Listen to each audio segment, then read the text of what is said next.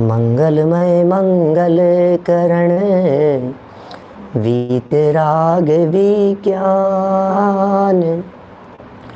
नमो ताई जाते भये अरहंतादि महान। करि मंगल करि हो महा ग्रंथ करन के काज, जाते मिले समाज सब पावे निज पद राज, पावे निज पद राज।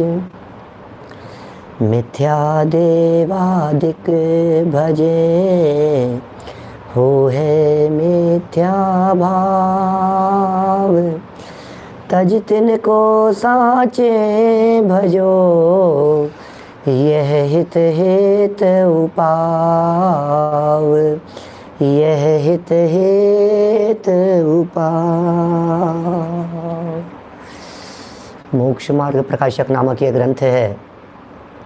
आचार्य कल्प पंडित प्रवर टोडरमल जी साहब की अनुपम रचना।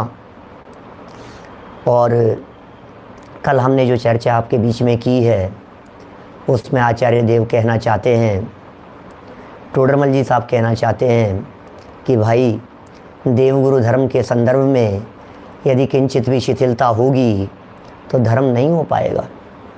कुदेव कुगुरु और कुधर्म के सेवन को सबसे पहले छोड़िए। यदि इस जीवन में सबसे पहले कोई त्याग करने योग्य है तो वो कुदेव कुगुरु और कुधर्म का त्याग करने योग्य है। जैन धर्म में तो यह आमनाए है कि पहले बड़ा पाप छुड़ाते हैं, उसके पश्चात छोटा पाप छुड़ाते हैं। माने बड़ा पाप पहले छोड़ें, और बड़ा पाप क्या है इसका निर्णय यदि अपनी बुद्धि अनुसार न हो सके तो पंडित जी साहब निर्णय करा रहे हैं कि कुदेव कुगुरु और कुधर्म की मान्यता ये बड़ा पाप है, ये बड़ा अपराध है, ये बहुत बड़ी भूल है। सप्त व्यसनादि से भी बड़ा पाप जानकर पहले इसे छुड़ाया है। और हे जीव, यदि तू दुख समुद्र में नहीं डूबना चाहता हो तो इस मिथ्यात्व को सबसे पहले छोड़। ये बातें कल हमने यहाँ पढ़ ली थी और इसी संदर्भ में एक अगला वाक्य जोड़ दिया, निंदा प्रशंसादि के विचार से शिथिल होना योग्य नहीं है। ओहो, ये जीव शिथिल हो जाता है, ये जीव कमज़ोर पड़ जाता है। और कमज़ोर क्यों पड़ता है? इसलिए कमज़ोर पड़ जाता है कि कोई निंदा करने वाला दिखाई देता है। कमज़ोर इसलिए पड़ जाता है कि कोई प्रशंसा करने वाला दिखाई देता है। कहीं कुछ लोभ लालच दिखाई देता है, कहीं कुछ भय दिखाई देता है। इसके लोभ का परिणाम, इसके भय का परिणाम इसे विचलित कर देता है। लेकिन कह दिया यहाँ, निंदा और प्रशंसा के विचार से शिथिल मत होना, दृढ़ रहना, मजबूत रहना, अपनी मान्यताओं को स्ट्रॉन्ग करना, सॉलिड करना। देखिए, क्योंकि नीति में भी ऐसा कहा है। नीति शतक का श्लोक है, यहाँ 84 छपा हुआ है। और हमारे जो विक्रांत जी पाटनी जालरा पाटन वाले हैं, उन्होंने जब इसको वापस पूरे को मूल से मिलान किया तो देखा कि ये 10 नंबर का श्लोक है। ये कहीं कुछ मिस्टेक है, आप सुधार सकते हैं। नीति शतक नामक पुस्तक में 10 नंबर पर यह श्लोक उपलब्ध होता है। शार्दूल विक्रीडित छंद है यह, इसकी धुन शार्दूल विक्रीडित की तरह है, इसे उसी तरह से गाया जाएगा। मैं पढ़ता हूँ। निंदन्तु नीति निपुणा यदि वास्तुवन्तु, लक्ष्मी समाविशतु गच्छतु वा यथेष्टम्, अद्यैव वास्तु मरणं तु युगान्तरे वा, न्यायात् पथः प्रविचलन्ति पदं न धीरा। वसंत तिल का है, वसंत तिल का, वसंत तिल का छंद है, भक्तामर वाली धुन। देखिए, कोई निंदा करता है तो निंदा करो, क्या कह रहे हैं? निंदा करो तो करो, हमें कोई फर्क नहीं पड़ता है। अरे कौन व्यक्ति हमारी निंदा करे और कौन व्यक्ति हमारी प्रशंसा करे। यशस कीर्ति कर्म का उदय होता है तो जीव प्रशंसा करता हुआ दिखाई देता है, और अपयश कीर्ति कर्म का उदय होता है तो दुनिया और समाज में थू थू होती हुई दिखाई देती है। किसी की निंदा करने से मैं कोई हीन नहीं हो गया, किसी की प्रशंसा करने से मैं कोई प्रशंसनीय नहीं हो गया। अरे भाई, प्रशंसनीय कार्य करे तो यह जीव प्रशंसनीय होता है, और निंदनीय कार्य करे तो यह जीव निंदक होता है। अपने कार्यों से निंदा और प्रशंसा होती है। कहने वाले तो कुछ भी कहते रहते हैं, उनके आधार पर अपने आप को हीन और अपने आप को उच्च समझ लेना यह कोई समझदारी नहीं है। प्रशंसा करने वाले बहुत सारे लोग दिखाई दे रहे हैं पूरे दुनिया भर में लोग बहुत प्रशंसा कर रहे हैं, लेकिन काम तो काले हैं। तो दुनिया की प्रशंसा से क्या होगा। पूरे दुनिया भर में लोग निंदा कर रहे हैं, थू कर रहे हैं। सेठ सुदर्शन का प्रसंग सुनाया है आपको कई बार। पूरी दुनिया भर में लोग थू कर रहे हैं, लेकिन उसके बावजूद भी अंतर में वे जानते हैं कि हम गलत नहीं हैं, तो कोई फ़र्क नहीं पड़ता है। भाई साहब, आप यदि सही हैं तो निंदा और प्रशंसा के विचारों से शिथिल होना योग्य नहीं है। देखो क्या सुंदर वाक्य दिया है।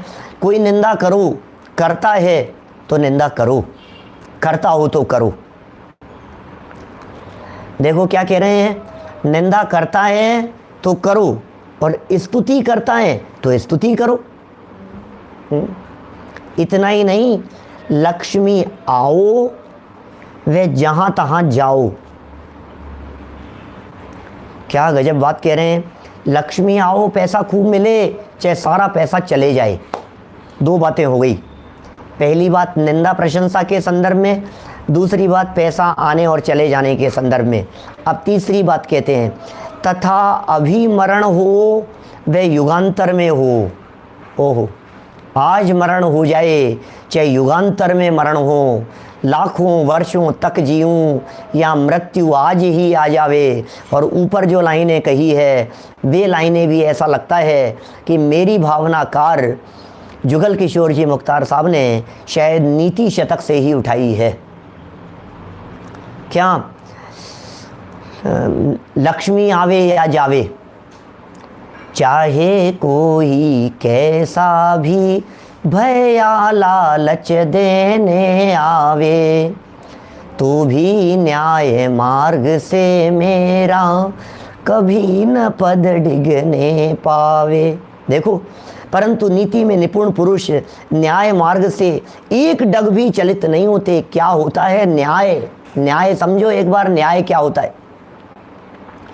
नीति किसे कहते हैं, न्याय किसे कहते हैं, ईमानदारी और सच्चाई का मार्ग क्या होता है, न्याय मार्ग क्या होता है। भाई साहब, भगवान को कर्ता धर्ता मान करके अन्याय करने की चेष्टा मत करो, और परमात्मा को अन्यायी बनाने का प्रयत्न मत करो। न्याय क्या है? आपने किया गलत काम और भगवान के पास में जाकर के भीख मांग ली कि भगवान सब भला हो जाए, क्या ये अन्याय नहीं है? क्या भला करने वाले वे परमात्मा अन्यायी नहीं है? आप खोटा काम करके अच्छा फल चाहते हैं, ये अन्याय है। आप बुरा कार्य करके उसका बुरा फल नहीं चाहते हैं, ये अन्याय है। आप बुरा कार्य करके भी अच्छे फल चाहें, और आप ये चाहें मेरी सज़ा कम हो जाए, मुझे पुण्य प्रकृतियों का उदय आए, मेरे लिए सारी अनुकूलता हो जाए वातावरण में, भाई साहब ये अन्याय है। और कोई परमात्मा यदि आपको आशीर्वाद देते हैं तो वे भी अन्याय करते हैं। शरण जो अपराधी को दे, अरे अपराधी वे भगवान। अपराधी को शरण देने वाले परमात्मा भी अपराधी होते हैं। गलती देखो भाई, न्याय तो यही है, जिसने गलती की है उसे सज़ा मिलनी चाहिए, जिसने अपराध किया है उसे सज़ा मिलनी चाहिए।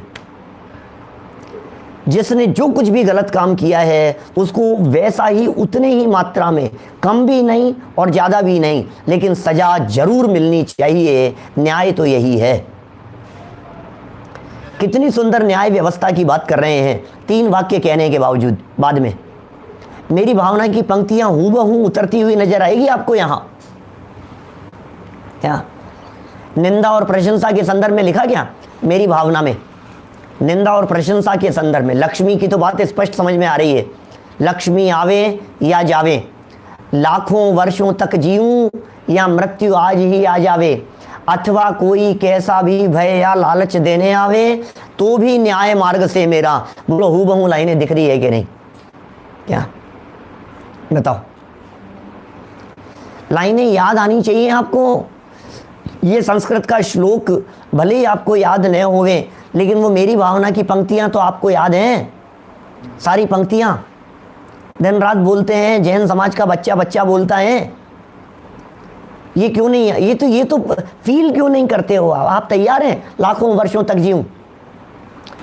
नहीं मर जाऊं मैं तो बहुत दुखी हो गया, बहुत परेशान हो गया, हे भगवान इस रोज रोज की झिकझिक से, परेशानी से मर जाऊं मैं। कोई बुरा कहो या अच्छा, यहां से चालू होती है। यही है, कोई बुरा कहो या अच्छा, यही है ना ये लाइन है। क्या? धन्यवाद आनंद जी। देखो क्या कह रहे हैं, कोई बुरा कहो या अच्छा कहो। लेकिन देखो जब कोई व्यक्ति बुरा कहता है तो ये कहता है कि अच्छा नहीं लग रहा है मुझे, और कोई जब व्यक्ति प्रशंसा करता है तो हमें लगता है तो बहुत अच्छी बात कह दी गई है। माने प्रशंसा कर रहा है तो हमें अच्छा लग रहा है, निंदा कर रहा है तो हमें बुरा नहीं लग रहा है। प्रशंसा में बुरा नहीं लगता है, निंदा में बुरा लगने लगता है। यहाँ आचार्य देव कहना चाहते हैं कि भाई कोई कुछ भी करो ना, इससे तुझ में क्या बढ़ गया ये बतला। लक्ष्मी बढ़ गई तो तेरा क्या बढ़ गया, परिवार बढ़ गया तो तेरा क्या बढ़ गया, संपत्ति बढ़ गई तो तुझ में क्या बढ़ गया, नुकसान हो गया तो तेरा क्या नुकसान हो गया, ये बता।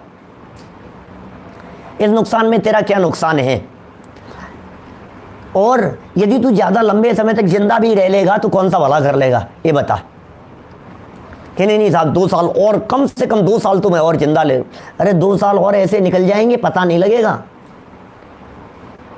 जिस तरह से तूने अपनी जिंदगी के 50 साल बिता दिए हैं, उसी तरह से आगे आने करना चाहे तो जिंदगी से मतलब भी है। और कितनी बार ऐसा नहीं हुआ है। चलो हम तो आपको ये कहते हैं, सुनिए भाई साहब, सीढ़ियों में चलते चलते पैर फिसल गया था ना आपका एक दिन, समझ लो अब उसके बाद जितनी ज़िंदगी मिली है ये सब बोनस में मिल रही है। अब यदि ये ज़िंदगी बोनस में मिल रही है तो क्यों नहीं आत्मकल्याण कर रहा है? जब मिल गई तेरे को ये ज़िंदगी मिल गई, फिर क्या किया तूने? फिर वही राग रंग, फिर वही विषय कषाय, फिर वही भोग विलासिता, फिर वही कमाना धमाना, फिर वही पैसे इकट्ठे करना, जोड़ना जोड़ना जोड़ना, इसी में तो लग गया है ना फिर दोबारा। सुनो, यहाँ जो चर्चा कर रहे हैं, ये जो उद्धरण यहाँ प्रस्तुत किया है, ये उद्धरण टोडरमल जी ने लौकिक जगत के क्रियाकलापों के संदर्भ में नहीं किया है, अपितु इसलिए किया है कि भाई यदि तुम कुदेव को नहीं मानते हो, यदि तुम कुगुरु और कुधर्म का सेवन नहीं करते हो, तो दुनिया कितनी भी निंदा करे लेकिन तुम्हारा भव भ्रमण नहीं होगा। ये विचार कर लेना। यदि तुम सच्चे देवगुरु धर्म की उपासना और आराधना करते हो तो कोई व्यक्ति कितनी भी तुम्हारी निंदा आलोचना करे, कोई फर्क नहीं पड़ता है। कुलदेव आदि की प्रशंसा करने से तुम्हें कितनी भी यश प्रतिष्ठा और मान सम्मान मिलता हो, उसके बावजूद भी हमें नहीं चाहिए ऐसा मान सम्मान, हमें नहीं चाहिए ऐसी प्रशंसा, हमें नहीं चाहिए इतनी ख्याति। कौन सी ख्याति? हमें ऐसी ख्याति नहीं चाहिए जिस ख्याति यश और प्रतिष्ठा के चक्कर में हमारा सब अनंत जन्म बढ़ जाएं, जन्म जन्मांतरों में दर दर की ठोकरें खाता रहे। ये कह रहे हैं यहाँ। इसलिए नीति में निपुण पुरुष, न्याय में निपुण पुरुष, न्याय मार्ग से हमारा पद विचलित नहीं हो भाई साहब। न्याय मार्ग से विचलित नहीं होना चाहिए हमारा पद। पद, पैर, चरण, चिंतन, विचार, विकल्प। न्याय क्या है? न्याय क्या है ये बतलाओ। न्याय किसे कहेंगे? एक द्रव्य दूसरे द्रव्य का कर्ता धर्ता नहीं है, सब अपना अपना कार्य इंडिपेंडेंट होकर के कर रहे हैं, इसका नाम न्याय है। और ये इसके काम में टांग अड़ाता है, वो उसके काम में टांग अड़ाता है, इसका नाम अन्याय है। सारे द्रव्यों की स्वतंत्र व्यवस्था है, ये न्याय है। कोई किसी का कर्ता धर्ता नहीं है, ये न्याय है। और मैं दूसरे में फेरबदल करूं, इसका नाम अन्याय है। इस जैन दर्शन की परंपरा में न्याय ही न्याय है। अन्याय करने की तो सोचता है, ये अन्याय होता नहीं है किसी के साथ में। ये जीव अन्याय करने की ठान लेता है, ये जीव अन्याय करने की सोचता है, लेकिन इसके सोचने से अन्याय हो तो नहीं जाता है, लेकिन इसके सोचने से उसका फल जरूर मिलेगा इसको। ये यदि सोचेगा तो इसका फल मिलेगा, फल मिले बिना नहीं रहेगा। देखिए आगे चलते हैं अपन। ऐसा न्याय विचार कर। कैसा न्याय? न्याय क्या है? ऐसा न्याय विचार कर। कौन सा न्याय? सब द्रव्य स्वतंत्र। कौन सा न्याय? पुण्य का उदय, जो अच्छे काम किए अच्छा फल मिला, ये न्याय। बुरे कार्य किए बुरा फल मिला, ये न्याय। जो जैसा करेगा वो वैसा भरेगा, इसका नाम न्याय। ये न्याय है। मुझे नहीं चाहिए बेईमानी का पैसा, थोड़ा सा ऐसा हेर फेर कर लो, फिर देखो कैसे पैसा बरसता है आपके ऊपर। हमें नहीं चाहिए 2 पैसा बेईमानी का, हमें नहीं है लोभ लालच किसी से। काय का लोभ और काय का लालच? तेरे लालच के परिणामों से याद करना, पीछे वो पृष्ठ टोडरमल जी साहब का वो लिखा हुआ 38 पेज पर चर्चा की थी। 38 नहीं, इधर कौन सा नंबर पेज था देखो, जिसमें कषायों की चर्चा की है, चारित्र में 39 नंबर पेज है, जहां कषायों की चर्चा की है इन्होंने। लोभ से इष्ट प्राप्ति की इच्छा तो हो, परंतु इष्ट होना भवितव्याधीन है। याद है क्या? क्रोध से बुरा करने की इच्छा तो हो, बुरा होना भवितव्याधीन है। मान से मेहनतता की इच्छा तो हो, लेकिन मेहनत होना भवितव्याधीन है। मायाचार से छल कपट करके कार्य सिद्ध करने की इच्छा तो हो, लेकिन कार्य सिद्ध होना भवितव्याधीन है। कितना लोभ करें कि पैसा खूब इकट्ठा हो जाए, कितना लालच हो कि इकट्ठा हो जाए, ये न्याय है। न्याय प्रकृति की इस व्यवस्था में कहीं भी अन्याय नहीं है। प्रकृति अन्याय नहीं करती, तो फिर साहब मुझे सजा किस बात की मिलती है कि तू अन्याय करने की ठान लेता है, इसलिए तुझे सजा मिलती है। तो ये कहता नहीं ऐसा नहीं, ऐसा यूं नहीं परिणमे, परिणमे ऐसे, ऐसे नहीं हो, ऐसे हो जाए, ये अन्याय है भाई साहब। इस सोच में अन्याय है, मान्यता में अन्याय है, दिमाग में अन्याय है, उस अन्याय को सुधारना है। ऐसा न्याय विचार कर। निंदा प्रशंसादिक के भय से, लोभादिक से। सुनो सुनो सुनो, टोडरमल जी की पंक्तियों की गहराई देखना थोड़ा सा, क्या लिख रहे हैं। ऐसा न्याय विचार कर, निंदा प्रशंसादिक के भय से। निंदा का भय, प्रशंसा का भय, निंदा प्रशंसादिक के भय से। क्या लिख रहे हैं? निंदा प्रशंसादिक के भय से। प्रशंसादिक के अंदर भी भय होता है क्या? निंदा का तो भय है, प्रशंसा का भी भय है क्या? कि कॉमा लगा हुआ है, आगे तो पढ़ो। आगे क्या लिखा है? लोभादिक से। इसका मतलब निंदा के भय से और प्रशंसा के लोभ से, ऐसा अर्थ हुआ। ख्याल में आई? निंदा प्रशंसादिक के भय से और लोभादिक से, 2 बातें हो गई ना। तो निंदा प्रशंसादिक, निंदा के भय से, निंदादिक के भय से। कोई निंदा करेगा, कोई मारेगा, कोई पिटाई कर देगा, कोई सज़ा मिल जाएगी, हैं, डर लग रहा है मेरे को, इसलिए नहीं करना। और प्रशंसादिक के लोभ से, प्रशंसा मिल जाएगी, पैसा मिल जाएगा, ख्याति मिल जाएगी, लोग मान सम्मान करेंगे, हैं, बिजनेस बढ़ने लग जाएगा, इससे मैं यदि इनको नहीं मानूंगा तो नुकसान हो जाएगा, इस भय से। और मैं यदि इनको मानूंगा तो माला माल हो जाऊंगा, इससे। तो सब आ गए इसमें। तो निंदा के भय से, प्रशंसादिक के लोभादिक से अन्यथा रूप मिथ्यात्व प्रवृत्ति करना युक्त नहीं है। अन्यथा प्रवर्तन मत करो, खोटा प्रवर्तन मत करो भाई साहब, इस मिथ्यात्व रूप प्रवर्तन मत करो। कुदेव कुगुरु और कुधर्म के सेवन रूप मिथ्यात्व का सेवन मत करो। ये जहर है, ये मीठा जहर है। ये देखने में तो अच्छा लगता है, ये सेवन करने में तो भला लग रहा है, लेकिन जब भाव बिगड़ेंगे, जब दर दर की ठोकरें खाएगा, अधोगति में जाकर के, जब जाकर के तिर्यंच गति से निकलना दुर्लभ हो जाएगा, जब निगोद में जाकर के फंस जाएगा, जब एकेंद्रीय पर्यायों से त्रस पर्याय की प्राप्ति के लिए तरसेगा, जब त्रस पर्याय की प्राप्ति हो जाने पर भी सैनी पंचेंद्रीय होने के लिए तड़पता रहेगा, तब क्या होगा? जब मनुष्य पर्याय की प्राप्ति नहीं होगी, तब क्या होगा? मिथ्यात्व रूप प्रवृत्ति करना युक्त नहीं है। ये मिथ्या दर्शन युक्त प्रवृत्ति करना युक्त नहीं है। घबराओ मत, चिंता मत करो। तो फिर क्या करें ये बतलाओ आप तो। अरे इतनी बातें जब कह दी कि मिथ्यात्व प्रवर्तन मत करो, तो फिर वही बात जो कल मैंने अंतिम चरणों में इन पंक्तियों के संदर्भ में आपको कह दी थी। अरे यार ये है ना, ये नास्तिक है, ये आदमी जो बोल रहा है, ये जो लड़का बोलता है ये नास्तिक है, इसकी बातें सुनना मत, सारा धर्म भ्रष्ट कर दिया इसने। भगवान की नहीं मानता है, भगवान को मानता नहीं है, करता धरता नहीं मानता है भगवान को। बेचारे भगवान सबका भला करने के लिए ऊपर बैठे हुए हैं, ये कहता है भगवान भला नहीं करेंगे। नास्तिक है ये आदमी, गुरुओं का निषेध करता है, नास्तिक है, देव का निषेध करता है, नास्तिक है। हम पूजन पाठ व्रत आदि कर रहे थे, थोड़ा बहुत लोग इस लोभ लालच से मंदिर आ रहे थे और इसने कह दिया कुछ नहीं होता है इससे। नास्तिक है ये आदमी, व्रत नहीं करने देगा, उपवास का निषेध कर रहा है, ये नास्तिक है। ऐसा लोग समझ सकते हैं टोडरमल जी के संदर्भ में भी। तो टोडरमल जी ने कहा सॉरी भाई साहब, आप थोड़ी गलतफहमी में हैं, हमने यहाँ देवगुरु धर्म का निषेध नहीं किया, हमने यहाँ कुदेव, कुगुरु और कुधर्म का निषेध किया है।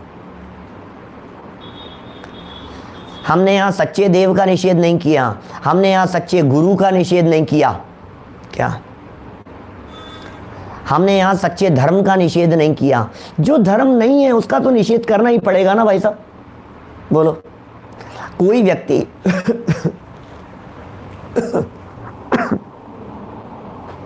कोई व्यक्ति बाजार से चावल लाए, दाल लाए और बिना छने हुए, बिना बीने हुए हैं, तो घर ला करके उसे साफ करेगा कि नहीं करेगा? बोलो। कचरा साफ करेगा कि नहीं करेगा? और उसमें से कचरा निकालता है, कंकर निकालता है, जो इधर उधर के दाने आ गए हैं, कुछ मिलावट आ गई है, उसे साफ करता है, ये सब साफ करता है। तो करना चाहिए कि नहीं करना चाहिए? अब कोई व्यक्ति गए, इतनी दाल खराब कर दी इसने हमारी,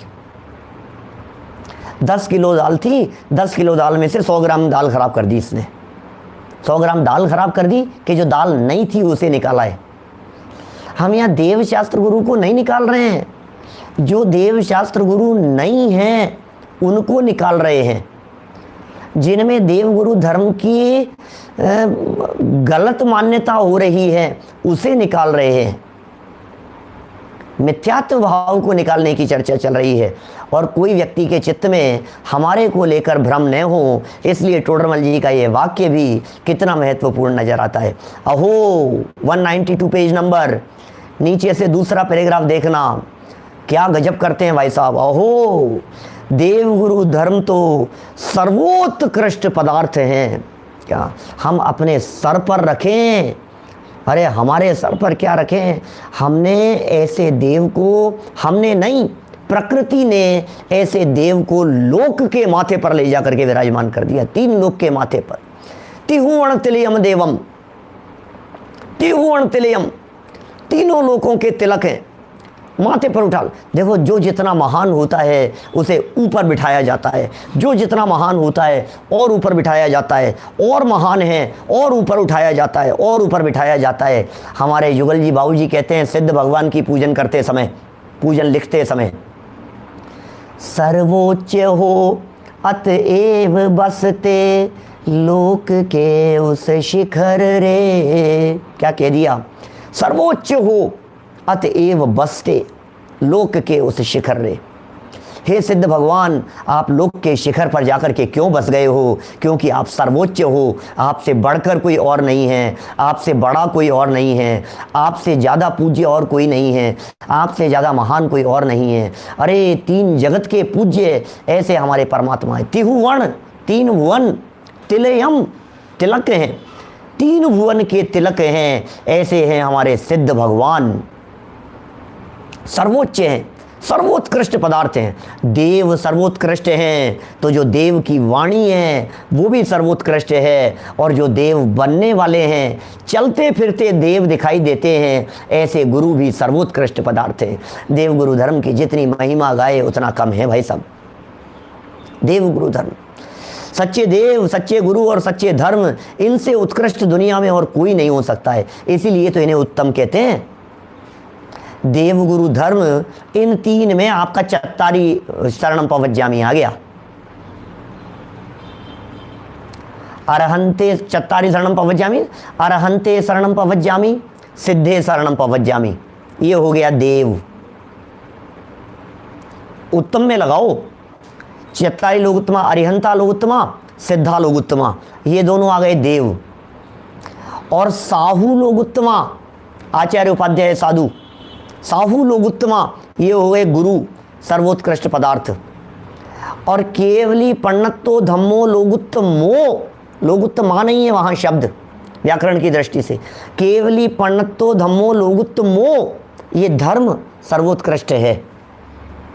इसी तरह से शरण की बात कह दी तो 3 में शामिल कर लिया ना। देखो 5 परमेष्ठी, 9 देवता, अब 9 देवता को 5 परमेष्ठियों में, 5 परमेष्ठियों को 4 मंगल उत्तम शरण में, और 4 मंगल उत्तम शरण को देवगुरु धर्म में, तो 3 के अंदर सब गर्भित हो गए, सर्वोत्कृष्ट पदार्थ हैं। और गजब की बात, इनके आधार से धर्म है। धर्म देवगुरु धर्म के आधार से होता है, धर्म इनके आधार से होता है। धर्म परमात्मा के ऊपर टिका हुआ है। अरे गुरुओं के आधार पर धर्म टिका है। ये दिगंबरत्व की घोषणा करने वाले हमारे वीतरागी संत, उनके आधार पर सारा धर्म टिका हुआ दिखाई देता है। चलते फिरते उपदेशदाता हैं हमारे मुनिराज, हमारे वीतरागी दिगंबर संत चलते फिरते उपदेशदाता हैं। उपदेश देते हैं, अपनी क्रिया से उपदेश देते हैं, अपनी आचरण से उपदेश देते हैं, अपने जीवन से उपदेश देते हैं, अपनी चर्या से उपदेश देते हैं। चलते हैं तो दिखाई देता है ओहो ये है जैन धर्म। पीछे से पहुंच करके जब धूप से छाया में आते हैं तो हमें पता लगता है ये है जैन धर्म, ये होती है करुणा का भाव। जब वे भूलेला भगवान कहते हैं, जब वे चलते हुए सिद्ध कहते हैं, जब वे वीतरागी दिगंबर संत हमें भगवान कह करके पुकारते हैं, तो हमें लगता है ये है सच्चा धर्म। क्या होता है धर्म? हे गुरुवर शाश्वत सुख दर्शक, यह नग्न स्वरूप तुम्हारा है। हे गुरुवर शाश्वत सुख को दिखाने वाला, कैसा? ये नग्न स्वरूप तुम्हारा है।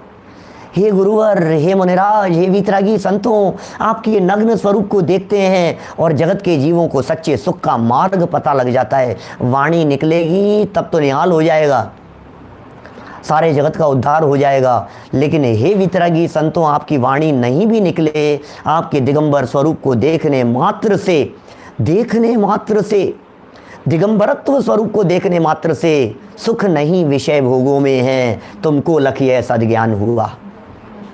क्या हमें यह सद्ज्ञान हो गया है मुनिराज आपको देखने से कि विषयों में सुख नहीं है, भोगों में सुख नहीं है, इनमें आनंद नहीं है। कैसे पता लगा हमारे को? क्योंकि आपने सब कुछ छोड़ दिया है, आपने सबका त्याग कर दिया है।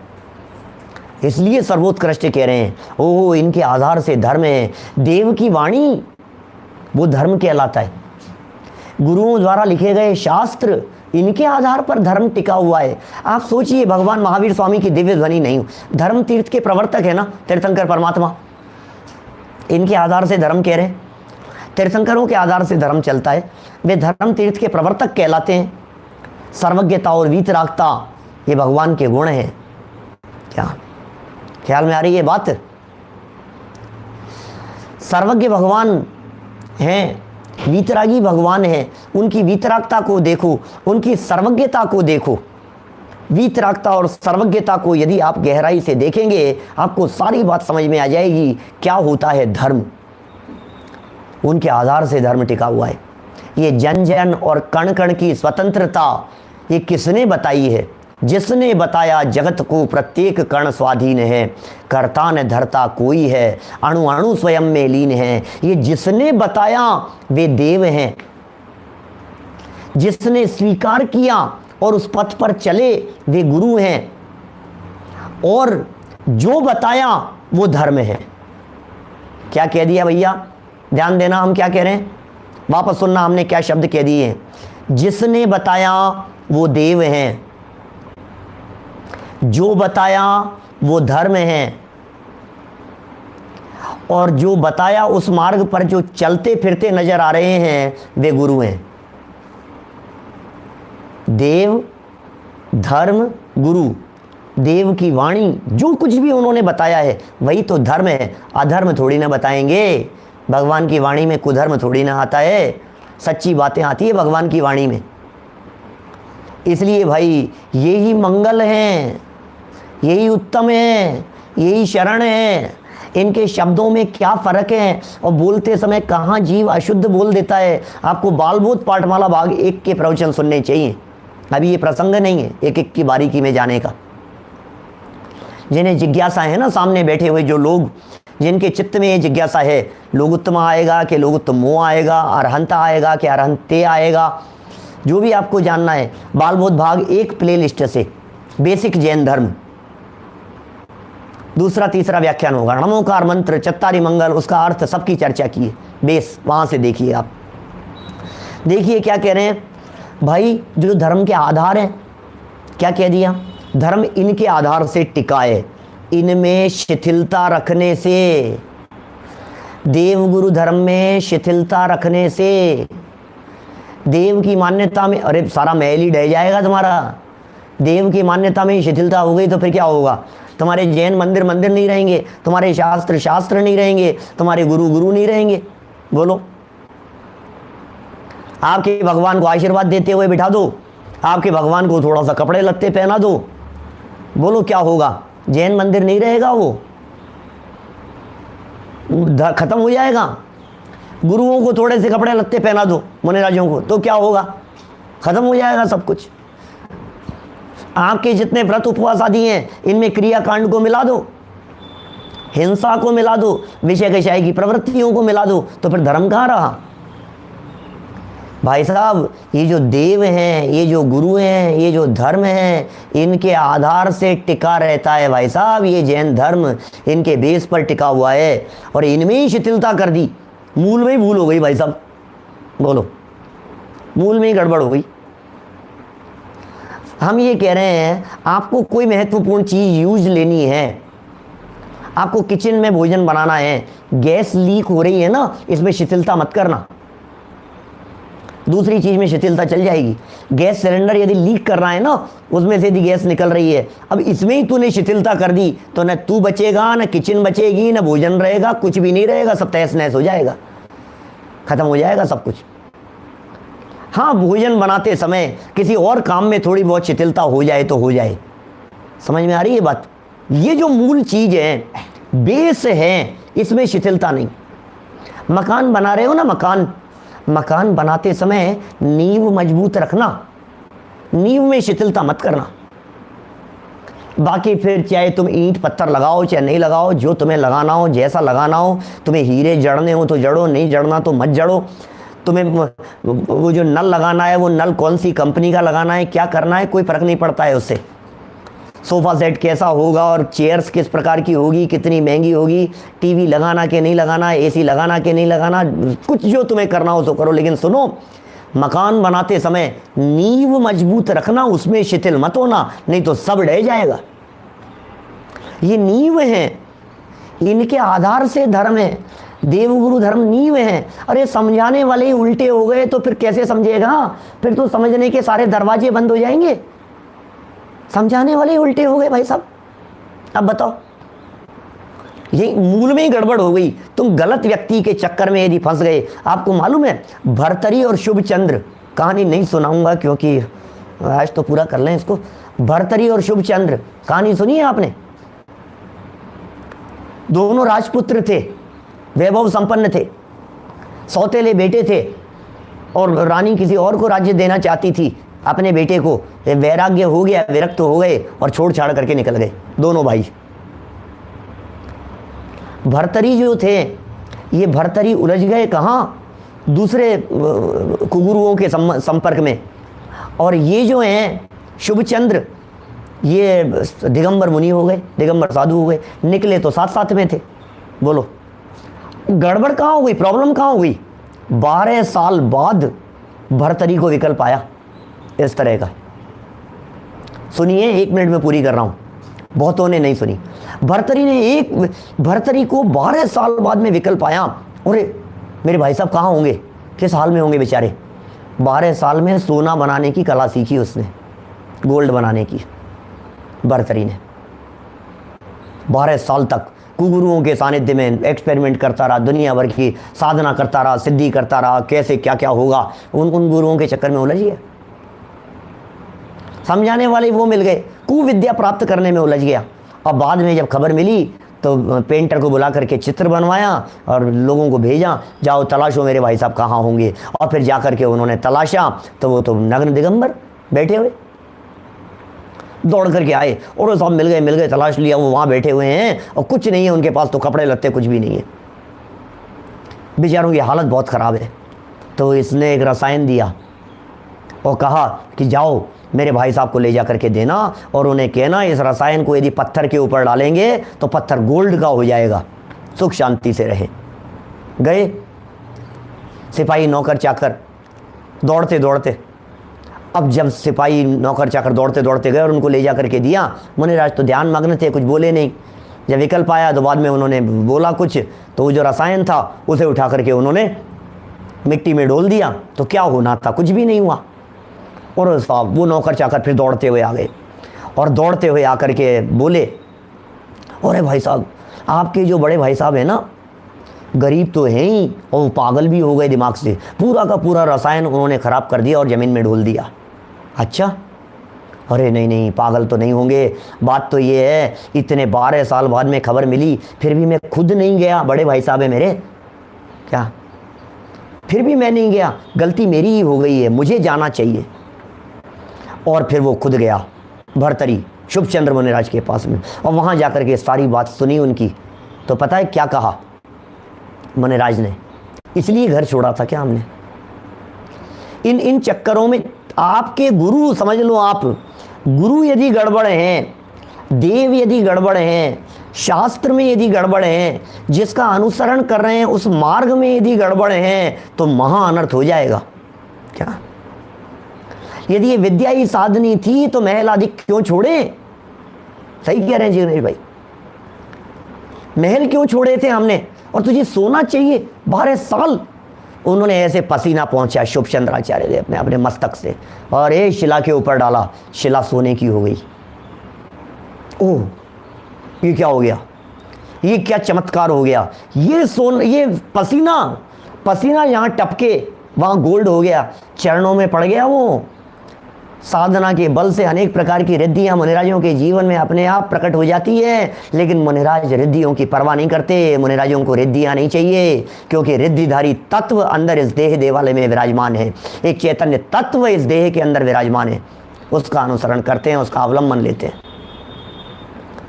चरणों में पड़ गया, बर्बाद कर दिए मैंने, गिड़गिड़ाने लगा, मुझे आपकी शरण में ले लो। मैंने क्या कर लिया, मुझे मार्ग नहीं मिला, सच्चा मार्ग नहीं मिला, मैं बहकाने वाले लोगों के चक्कर में उलझ गया। महाराजा श्रेणी को उलझ गए थे चक्करों में, आप मत उलझ जाना। मंत्र तंत्र दिखाएंगे, साधना दिखाएंगे, सिद्धियां करके दिखाएंगे, चमत्कार दिखाएंगे, ऐसे फूंक मारेंगे और आग लग जाएगी, ऐसे फूंक मारेंगे।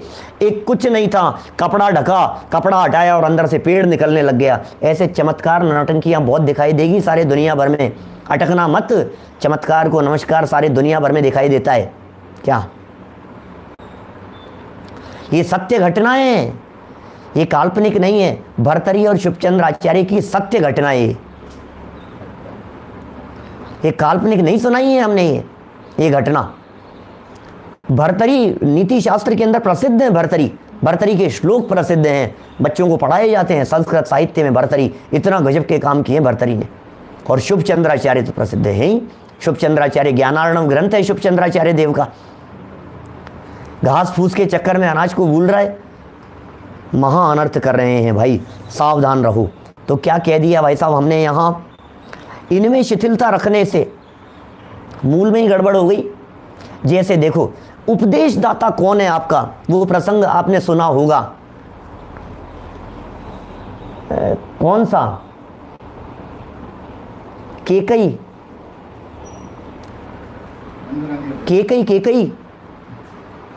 सलाह, कौन नाम था, मंदोदरी। केकई जो है ये मंदोदरी से सलाह लेती थी तो अनर्थ कर बैठी। केकई के सलाहकार कौन थे, मंदोदरी जैसे, मंदोदरी नहीं, क्या नाम है यार, कौन थी साहब, बोलो ना फटाफट। दशरथ की पत्नी और मंथरा, धन्यवाद, मंथरा थी ना, देखो क्या देखो उपयोग से स्लिप हो गया, हजारों बार बोला होगा नाम बचपन से आज तक। मंत्रा से सलाह लेती थी, अब सलाह क्या मिलेगी उसे, बोलो यही सलाह मिलेगी, खोटी खोटी सलाह देंगे। और राम हड़प लेगा, राम रहेगा तब तक तो तेरे बेटे को राज्य मिल नहीं सकता है। अब ये सलाहकार ऐसे होंगे तो ऐसा अनर्थ होगा। और वो देखो उधर अर्जुन जैसे, युधिष्ठिर जैसे, उनके सलाहकार श्री कृष्ण जैसे तो कौरवों पांडवों के युद्ध में जिता दिया। विभीषण के सलाहकार रामचंद्र जी के सलाहकार कैसे, विभीषण जैसे, विभीषण के सलाहकार कैसे, रामचंद्र जी जैसे। भाई साहब यदि आपके सलाहकार अच्छे हैं, आपको अच्छी सलाह देने वाले हैं, अच्छे मित्र यदि आपके साथ में हैं, अच्छे सहयोगी यदि आपके साथ में हैं, आपके यहाँ कर्मचारी जो है, आपके यहाँ जो नौकर है, आपके यहाँ जो सर्वेंट है, आपके आसपास के माहौल में आपको सही सलाह देने वाले व्यक्ति हैं, तो आपकी उन्नति होनी है। और यदि सलाहकार खोटे हैं तो आपकी दुर्गति होने से कोई नहीं बचा सकता है। कुगुरु कुदेव और कुधर्म ये गलत सलाहकार हैं। सुदेव सुगुरु और सुधर्म शकुनी सलाहकार थे, किसके? दुर्योधन के। दुर्योधन के सलाहकार शकुनी दिखाई दे रहे हैं और अर्जुन के सलाहकार श्री कृष्ण दिखाई दे रहे हैं। बोलो फैसला तो वही हो गया भाई साहब। कौन किससे सलाह लेता है इसमें निर्णय हो जाता है युद्ध का। क्या कह रहे हैं यहाँ, इनमें शिथिल होना योग्य नहीं है भाई। इसलिए बहुत कहने से क्या, ज़्यादा क्या कहें हम कितना कहें, कहाँ तक कहें आपको, और क्यों कहते रहें। बहुत कहने से क्या है, क्या सर्वथा प्रकार से कुदेव कुगुरु कुधर्म का त्यागी होना योग्य है। सर्वथा, सर्वथा शब्द का मतलब समझ गए क्या? सर्वथा माने ऑप्शन नहीं है, सर्वथा माने किसी तरह का कोई चूज करने का चांस नहीं है। ये कि ये 100% फॉलो करो आप इस चीज को। सर्वथा प्रकार से कुदेव कुगुरु कुधर्म का त्यागी होना, त्याग कर देना योग्य है। बोलो गांधी जी के सलाहकार श्रीमद राजचंद्र जी थे, ये थे सलाहकार। इसलिए भाई साहब श्रीमद राजचंद्र जी से सलाह लेते थे गांधी जी, इसलिए न्याय के मार्ग पर चले, इसलिए ईमानदारी के मार्ग पर चले, इसलिए अहिंसा के मार्ग पर चले। उन्होंने हिंसा का रास्ता नहीं अपनाया रंच मात्र भी। सलाहकार कौन है उस पर डिपेंड करता है। सर्वथा प्रकार से कुदेव कुगुरु कुधर्म का त्यागी होना योग्य है। विस्तार तो बहुत कर सकता हूं मैं, इन पेजों के ऊपर कई प्रवचन है पुराने, पहले जब किए हैं वो ऑडियो प्रवचन धीरे धीरे डल रहे हैं, वो भी टेलीग्राम ग्रुप के ऊपर।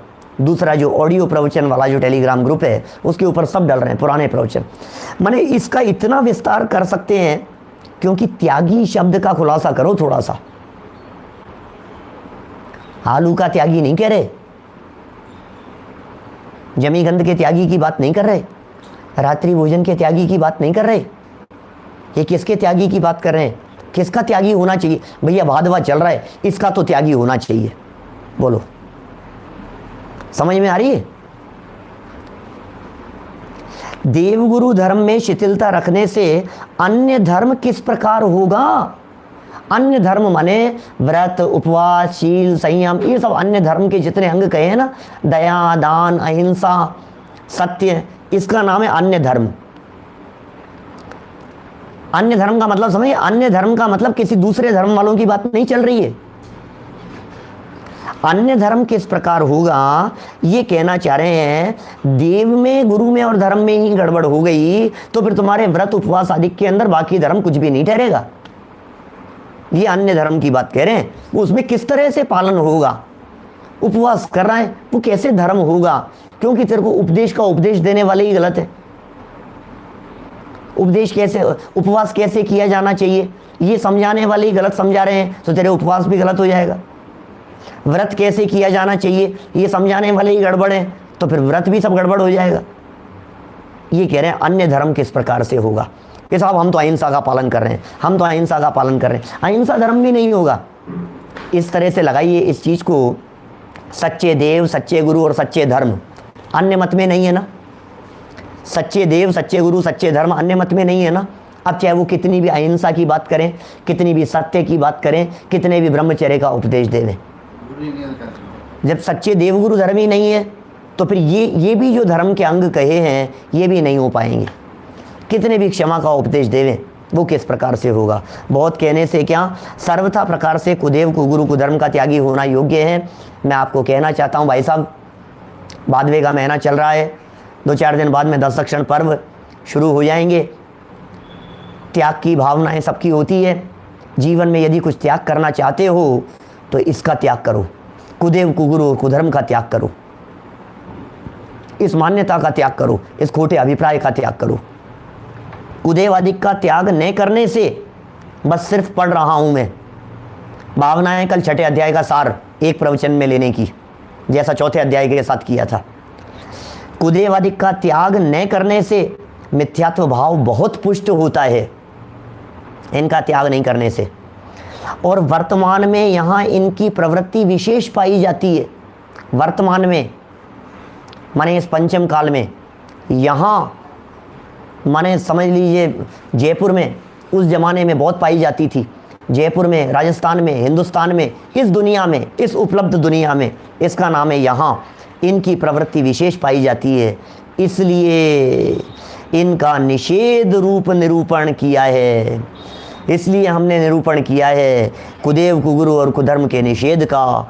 उसे जानकर मिथ्यात्व भाव छोड़कर अपना कल्याण करो।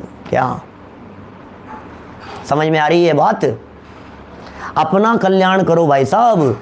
कुदेव कुगुरु कुधर्म को छोड़ो, सच्चे देव, सच्चे गुरु और सच्चे धर्म की राह पकड़ो, उनको अपनाओ, उनका अनुसरण करो, सत्य शास्त्रों का अभ्यास करो, सतगुरुओं की शरण और सच्चे देव की शरण लेकर। क्यों, कौन है सच्चे और कौन है झूठे, निर्णय कैसे होगा? 2 लाइन में बतला देता हूँ निर्णय कैसे होगा। जो ये कहे मेरे पास में आ, तेरा कल्याण हो जाएगा, समझ लेना सच्चे नहीं है। और जो ये कहें कि मेरे पास में आने से कल्याण नहीं होता, बेटा तेरे आत्मा ही तेरे लिए शरण है, वे समझ लेना सच्चे गुरु हैं। तो इस तरह से अपना कल्याण करना चाहिए। इति श्री मोक्ष मार्ग प्रकाशक नामक शास्त्र में कुदेव कुगुरु कुधर्म निषेध वर्णन रूप अधिकार समाप्त हुआ। 6ठा अधिकार समाप्त हुआ। ये संपादन करने वालों ने लिखा है, लेकिन मूल प्रति में ये स्थान रिक्त छोड़ा हुआ है। अधिकार समाप्त हुआ तो लिखा है, लेकिन कौन सा अधिकार समाप्त हुआ ये नहीं लिखा है। शायद टोडरमल जी के दिलो दिमाग में अध्यायों का क्रम आगे पीछे करने का विकल्प होगा। हम सभी अपनी मान्यताओं को बदलते हुए सच्चे देवगुरु धर्म के श्रद्धान पूर्वक आत्मश्रद्धान करते हुए सम्यक दर्शन और रत्नत्रय का अवलंबन पूर्वक सिद्धत्व की प्राप्ति करें। इसी मंगल भावना से बात को यहीं विराम देता हूँ। निज निधि निज में बताई, यह अनंत उपकार है, उसके लिए जनवाणी माँ को वंदना शत बार है, वंदना शत बार है। 9 बार ओंकार मंत्र। नमो हरिहंताणम, नमो